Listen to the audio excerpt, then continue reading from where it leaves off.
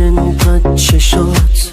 چیکار کرده تو این چند وقت باهات؟ چیزی نگو اگه خسته از صدات، بیا منو بغل کن، شاید آروم بشی روی سینم اگه بارون بشی، نمیذارم دیگه داغون بشی، گلم دیگه توی آرامشی،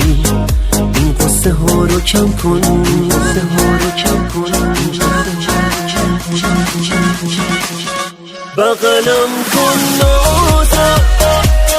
قسمت بوده شاید بازم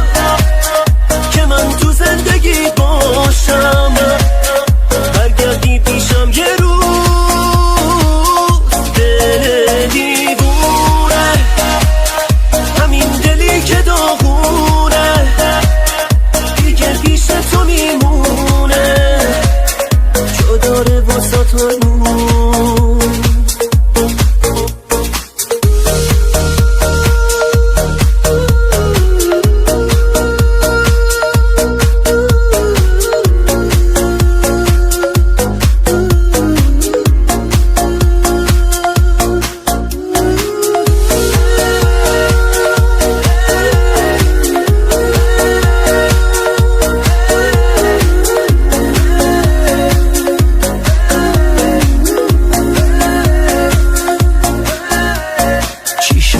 چشات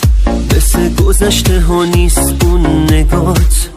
بگو چرا میلرزه باز صدات، من که گفتم نمیاد پا به پات، فقط منو بغل کن، نزا بارون بشی، بگو حرفاتو تا آروم بشی، نمیذارم دیگه داغون بشی، گلم دیگه توی آرامشی، این قصه ها رو کم کن، قصه ها رو کم کن، بغلم کن نازم،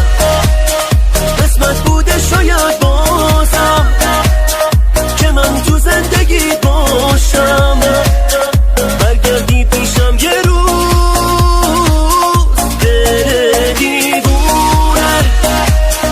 همین دلی که داغونه دیگه پیش تو میمونه، جا داره واسه تو، بغلم کن نازم، قسمت بوده شاید بازم که من تو زندگیت باشم، برگردی پیشم یه روز، دل دیوونه